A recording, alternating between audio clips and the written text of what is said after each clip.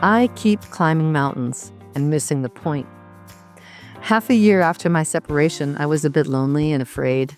I told my teacher as much, and he said one simple thing: come to karate training tonight. I listened. I never looked back. But karate wasn't my first mountain. I started piano at age 5 and never stopped. I'm no concert pianist, but I can play pieces many of them play, just not at their level. I went to top boarding schools and colleges. I worked for a weekly newspaper for 7 years, fine-tuning my journalism and management skills. I wrote a 100,000-word book. I learned to fly airplanes. I studied investments and real estate, worked for a strategy consultant at a German bank, and earned certifications from the gold standards of both corporate and wellness coaching. I'm a serial striver, a climber of mountains, but why?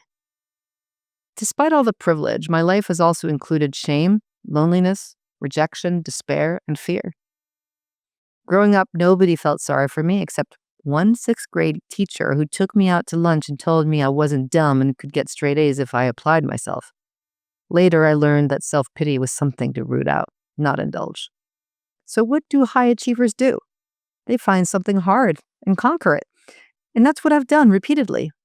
That invitation to karate gave me structure at a time when my life felt chaotic. I had nearly a year of sobriety and was loving it, but I was divorcing, single parenting, and living in a remote place with no friends. I never intended to test for belts, but my sensei Roland surprised me. After running through the drills, kata, and sparring against a black belt, he said, "Congratulations, you've passed to yellow belt." A surge of joy ran through me. I love the measurable progress. The physical exhaustion burned off anxiety. The focus quieted my mind. The community committed to health, movement, and teaching beginners. The posture changed from hunched and guarded to grounded and confident. Karate is called moving Zen for a reason. But here's what I missed. I was still running. Over the years, I went from piano to writing to flying to karate to investing to entrepreneurship to coaching. Each pursuit was legitimate, impressive, in its own mountain to climb, and each one let me avoid the pain at the bottom. Mastery became my distraction. Mastery was my proof. Mastery became my identity.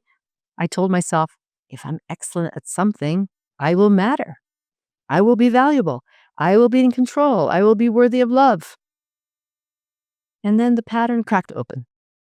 It happened during another breakup, one painful enough that I couldn't outrun it this time. The emotional impact pushed me back into the 12 steps with a seriousness and humility I hadn't had before.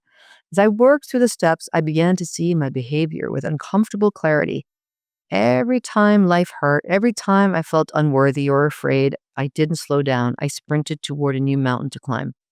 Mastery wasn't ambition, it was anesthesia.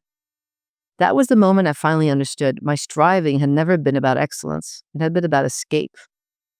My clients do this too. My clients come from privilege too, but they didn't coast on it. They built companies, made partners, sold for millions, they proved themselves, and they're still lonely, still afraid, still can't trust anyone. As David Brooks wrote in The Second Mountain, they conquered their first mountain, they multiplied their wealth, their freedom, their reputation, and they still felt the same inside, lonely, afraid, unsure who to trust. He calls this the valley, the hollow place between the achievement mountain and what comes after. The second mountain isn't about optimization or more mastery, it's about connection, service, and meaning.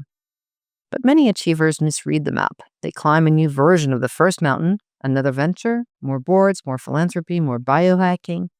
They're still running, just with better resources. They missed the second mountain entirely. Karate ended up giving me something I had missed in all those earlier pursuits.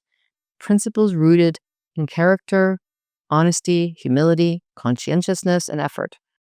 The ethos mirrored what I was learning in 12-step recovery. It showed me a deeper truth. Mastery is wonderful unless you're using it to avoid yourself.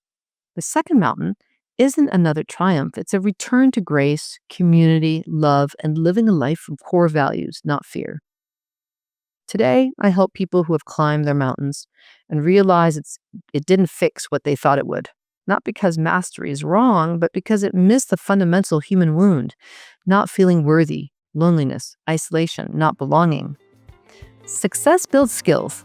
It builds discipline. but it can't make you whole. Wholeness comes from turning toward what you've been running from. That's the real second mountain, not something to conquer, but something to inhabit. Just stopping long enough to be a human. If this episode landed for you, share it with someone who might need to hear it. And if you haven't already, subscribe so you don't miss what's coming. But here's the real thing I want you to know. If you're carrying something you can't talk about, if you have every resource except someone who actually understands what wealth costs, I work one-on-one with people like you navigating exactly that. You can reach me at dianaoehrli.com. Thanks for listening.